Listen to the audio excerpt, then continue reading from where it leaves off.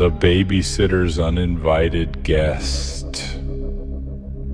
Shannon sighed as she walked up the steps to the suburban two-story house, dreading the long night ahead babysitting the neighbor's twins, Timmy and Tina.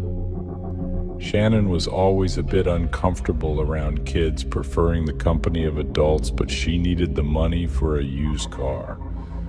The parents, David and Sue, greeted Shannon warmly at the door, introducing her to their precocious 6-year-olds. Timmy had sandy blonde hair and inquisitive blue eyes, while his sister Tina had flowing chestnut locks tied neatly in pigtails, which bounced as she jumped up and down excitedly upon meeting Shannon. After giving Shannon instructions on bedtimes, meals, and emergency contacts, David and Sue headed out for their dinner party, leaving Shannon alone with the energetic twins. As the night wore on, Shannon grew more comfortable with the routine of babysitting, playing games, and reading stories to the twins before tucking them into bed. Around 11 p.m., just as Shannon was settling onto the couch to watch TV, she heard a loud thump upstairs, followed by giggling. Thinking one of the twins was out of bed, Shannon headed upstairs. But when she got to their room, she found them both sound asleep. Shannon searched all the rooms, but found nothing amiss. Must have been the house settling, she thought. Shannon went back downstairs and tried to focus on her show. A few minutes later, she heard more sounds, footsteps creaking down the hall, getting louder. Heart racing, Shannon froze. Someone was in the house.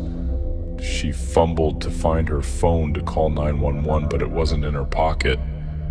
Scrambling off the couch, she turned and came face to face with a menacing figure holding a large knife. Shannon opened her mouth to scream, but no sound came out. The intruder raised the knife overhead, ready to strike. Shannon closed her eyes, bracing for the blow. Just then, the front door opened, and the hallway light switched on, illuminating the looming figure. Shannon squinted in the brightness and realized the intruder was just a vacuum cleaner with a broom propped against it. Sue's voice rang out. "So sorry, dear. We didn't mean to startle you. We forgot some things and had to pop back to grab them." Shannon breathed a huge sigh of relief, her pulse still racing from the fright. Maybe babysitting wasn't the best job for her after all. Fear often feeds on shadows, distorting the harmless into the sinister.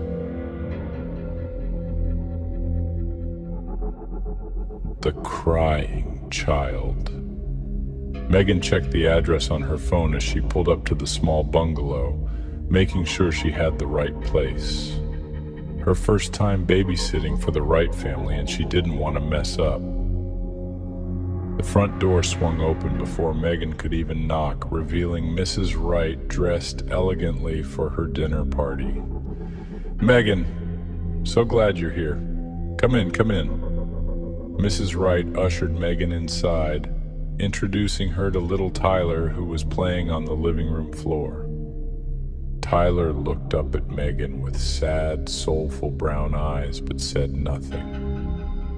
Tyler is very shy with new people, but warms up quickly once you get to know him, explained Mrs. Wright. "Bedtime is 8 p.m. sharp. Call me if you need anything." And with that, Mrs. Wright headed out for the evening. Megan did her best to engage with the reticent Tyler, playing with his train set and reading him stories, but he remained sullen and quiet. At promptly 8 p.m., Tyler obediently put on his pajamas and climbed into bed. Megan tucked him in snugly and turned out the light. "Good night, Tyler. Sweet dreams."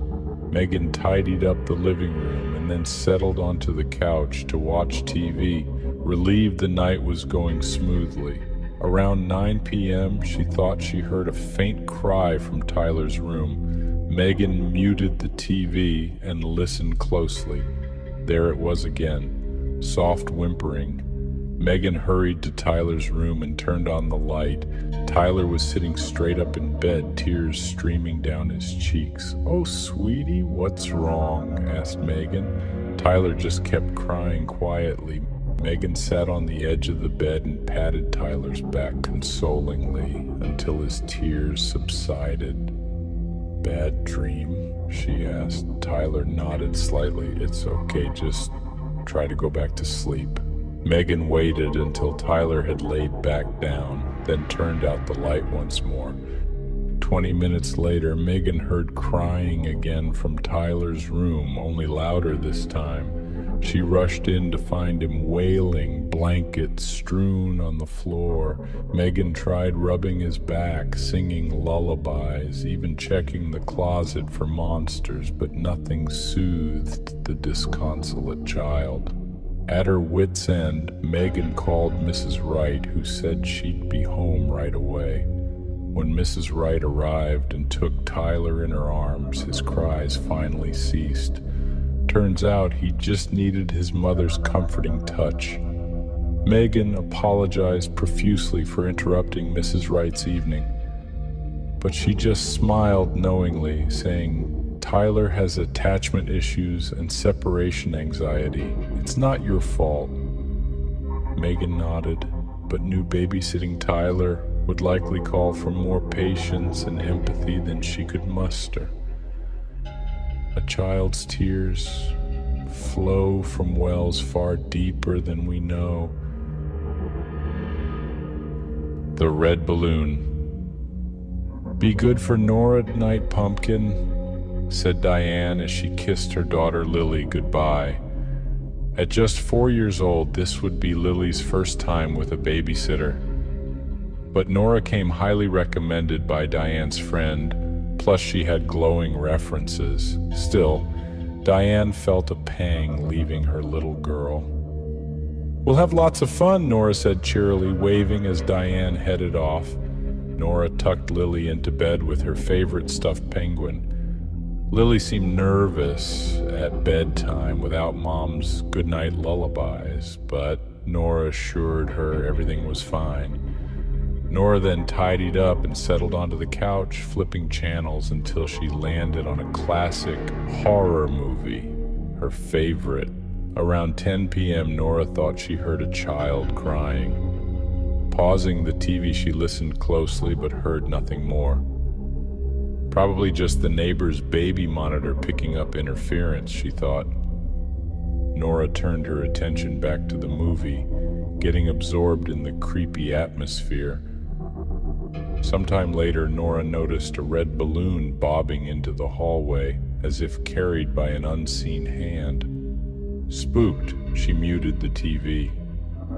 Just then, Lily's cry rang out from upstairs, only it sounded different. Nora hesitated, then cautiously made her way upstairs.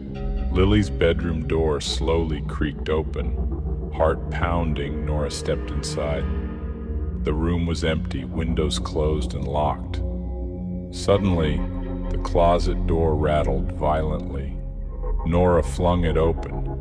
No one was there, but scrawled in red on the inside of the door was a message. "Get out." Nora screamed and turned to run, but froze in her tracks. Standing in the bedroom doorway was a shadowy figure with glowing red eyes, grasping Lily's penguin. It let out an unearthly wail and floated towards Nora. She squeezed her eyes shut, screaming. Suddenly, the bedroom light flicked on, and Nora heard Diane's voice. "What on earth?" Nora opened her eyes to see Diane holding a babbling, delighted Lily, wearing a red balloon tied to her foot. Diane had returned home early, wanting to surprise Lily. Nora glanced around wildly, but the figure had vanished. Catching her breath, Nora sank to the floor in relief. maybe she'd lay off the horror movies for a while. Sometimes the darkness lurks not around us, but within.